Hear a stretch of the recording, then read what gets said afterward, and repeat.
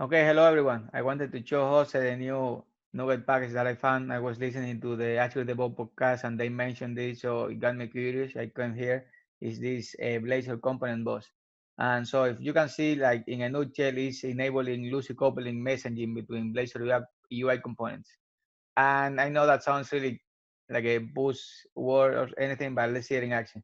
So if you see here, we only have to install the nugget package, and then we add the a service on the configure service method, just add the scope component bus. And if you see, we pretty much create what we're going to send in that event, in that messenger thing. And pretty much it's a pops up. We subscribe and then we publish it. That's pretty much it, right? Sounds interesting. So let's see it in action first and then let's review the code.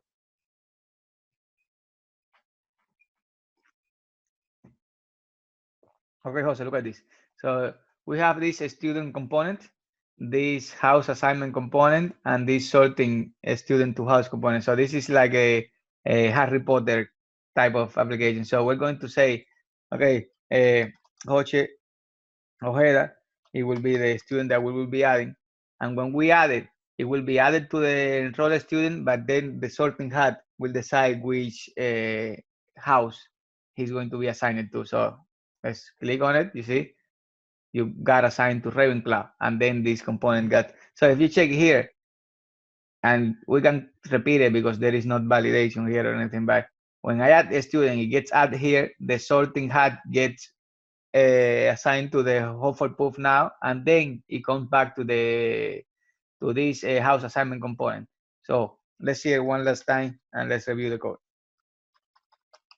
So add the student, it will be added here, the sorting hat will get in action, and then we're gonna be updating this one again. Nice, right? Okay, let's see it in action now. So we have the code here, and I honestly don't like to have like even a project for components. So they are really doing really loose coupling is a project by component, and even inside you can have a different project just for the contract. For example, this house assignment is just a class with a ID and what will be the name of the house, but they put it in Javier, that's the example, or is the full source of the complete repository of GitHub? no, that's the sample project. So let's come back to it. So right here is the open source project. You can see how they are doing this messaging. But what I did was test, and I don't even see it here now. I test another sample project that this, let's see here, just a second, this one, that is using that nugget package. So this is actually the sample application that is using that nuggets with that messaging system in place. So let's come back to it quickly. So pretty much you have a Blazor application, and in the index, we have the student, the house assignment, and the sort student to house component. That's it. And if we go to the startup, we have the add scope component bus. And of course, you need to have installed the Blazor component bus nugget package. But with just that, let's review for example, the student component. And again, I was saying that I don't quite like to have just one project for each component. That make it really reusable for using that component only in any other project. But I think that is a overkill. But either way, let's review the student component, add a student component punto racer that we have here. If you see, pretty much it's just on click, boss, publish, and I send the new student. That's it. So And the components, each component is in a different assembly, yeah, actually. in So this they really wanted to prove the point. mm-hmm. And of course, it doesn't have to be like that. You can put all of them in your own Blazor project with just this one. But they wanted to prove the project that you can really do loose coupling, that each component could be in their own assembly. And even the contracts, if you see the class for the student added, is in a different project as well. So they really went overboard in this project. But I think that is really neat. Again, it's as simple as just publishing here, passing the new student ID. And if we go, if you think about this, which are the components that are subscribed to this event? Both, because one is the one who is sorting and the other one is just adding into the list first and then coming back. So let's see, for example, the sorting hat component. If you see here, they have in the uninitialize a subscribe to the event the student added. So, and they have a handler, and in here they do what they have to do with that one. But even here, when they finish doing the sorting magic, they do a publish to the house assigned. And then the other last component in the uninitialize is subscribe to boss. That's why when we run it for the first time, it get added to the list. And when the house, when it gets finally assigned to a house, you see it in the other way. So let's see it back again. And this house assignment component is this one here. And then the sorting is subscribed to this one, and this one is subscribed to both. So when we again add a student, this one right away get, this one right away get, this one does this magic, publish again, and this comes back here.